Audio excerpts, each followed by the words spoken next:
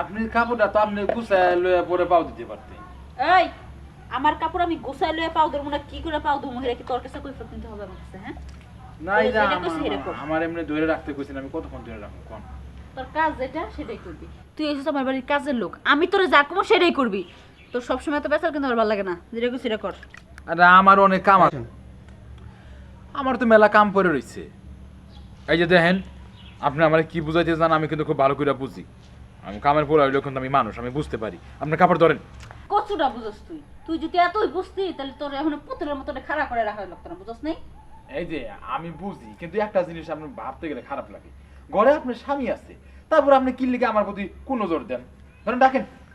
এই আমি কোন নজর দিই না, আর তোর নজর খুব ভালো। আমি কত নজর দেবো লিগা? তুই যে কত ভালো সেটা কি আমি জানি না? তোর তো নজর খারাপ। আমি কি বুঝি না মনে করছিস তা কি? আমি তোরে কাপড় ধরতে দিই, তুই কাপড় ধরা বাদ দিয়া কই তাকায় থাকস? আমি কি দেখি না? আমার সবই দেখি। সবই আপনি দেখেন। আপনি ইচ্ছা করে কাপড়টা না বাইন্ধে রাখে আমার হাতে ধরাই দেন, কাপড় ধরতে গিয়ে আপনি খেয়াল রাখতে হয় না? আচ্ছা ঠিক আছে, তুই এখন কি করতে যাইতেছিস? কি আর করবো, আপনাকে বাড়িতে কামই করবো আর আমরা কোনো কি রে, কই যেতেছস?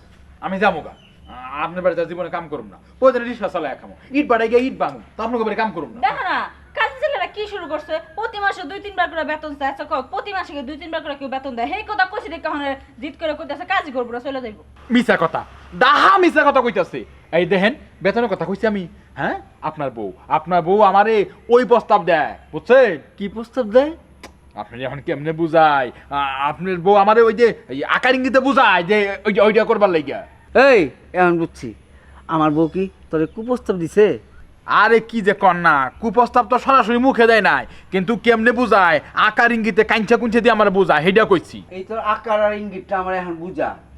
বুঝাইতাম? হ্যাঁ, আচ্ছা আচ্ছা আপনি এটা বন্ধ, এনে বল। এই কাপড়টা সরা, আমার দেন, যেমন দিছিলেন। আরে আরে দেন, আপনি দেখাইতেছি। পাতলেন হ্যাঁ, বাইর করে এনে বাইর করে হান পা কি বের করবো? পাও তুইলে হান পা ধুইবেন। দন পা দন, একটু করে দন। চাচা, অহন আপনি কোন আমার হাতের মধ্যে কাপড়টা দিয়ে আপনি খুইলে বয়ে থাকে, তখন আমি এটা কি বুঝুম? হ্যাঁ আমার দেখতে দে।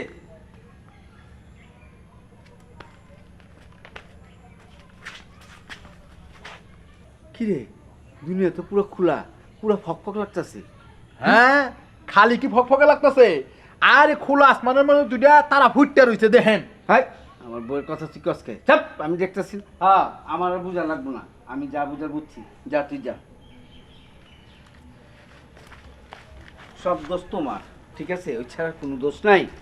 তুমি এই যে বেহাঙ্গা ভাবে কাপড় খুইলা, তুমি এইভাবে বইবা, তাহলে করবো না? হ্যাঁ, আমার কি দোষ?